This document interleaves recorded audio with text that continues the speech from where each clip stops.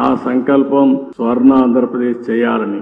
ఒకప్పుడు విజన్ 2020 తయారు చేస్తే చాలా మంది సమైక్య ఆంధ్రప్రదేశ్ లో తప్పుపట్టారు. కానీ ఆ విజన్ ఈ రోజు యథార్థ రూపాన్ని చూపించే పరిస్థితి వచ్చింది.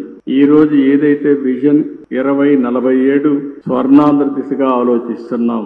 నేను స్వామీజీకి ఒకటే హామీ ఇస్తున్నా, ఏదైతే సంపద రావాలి, అదే విధంగా మీ అందరికి ఆనందంగా ఉండాలి. సంపద ఇవ్వడంలో మేము ముందుకెళ్తాం గాని ఆనందంగా మీరు ఒక పద్ధతి ప్రకారం ఉండాలంటే అది స్వామీజీ వల్లనే సాధ్యం అని చెప్పి కూడా నేను మీ అందరికి తెలియజేస్తున్నా. ఎప్పుడు కూడా యథార్థాన్ని చెప్పే పరిస్థితిలో ఉండాలి. స్పిరిచువాలిటీ కూడా మనకు ఉండాల్సిన అవసరం ఉంది. అదే సమయంలో భగవంతుడు ఆశీస్సులు కూడా మనకు ఉండాల్సిన అవసరం ఉంది.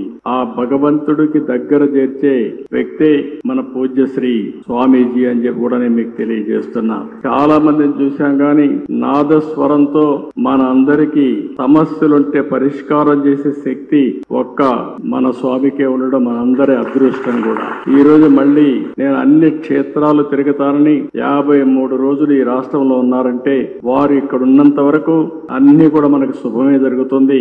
నేను వారికి ఒకటే హామీ ఇస్తున్నా, ప్రజలకు మంచి కోసం మీరు తాపత్రయం పడుతున్నారు. వారికి దేవుని కృప కలగాలని మీరు ఆలోచిస్తున్నారు.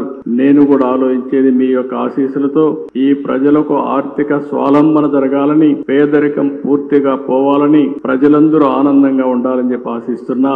దానికి పూర్తిగా స్వామీజీ యొక్క ఆశీస్సులు కోరుకుంటూ ఈ రోజు మిమ్మల్ని చూస్తే ఒక ప్రశాంతంగా కూర్చున్నారు ఇక్కడ. అంటే మీరంతా ఒక పరిపక్వంగా కూడా ఉన్నారు. స్వామీజీ పైన నమ్మకం, ఆ నమ్మకంలో కొంత శాతం పాలకులైన నా మీద కూడా పెట్టండి. మీకు స్వర్ణాంధ్రప్రదేశ్ దిశగా ముందుకు తీసుకుపోయే బాధ్యత నేను తీసుకుంటానని మరొక్కసారి మీ అందరికీ హామీ ఇస్తూ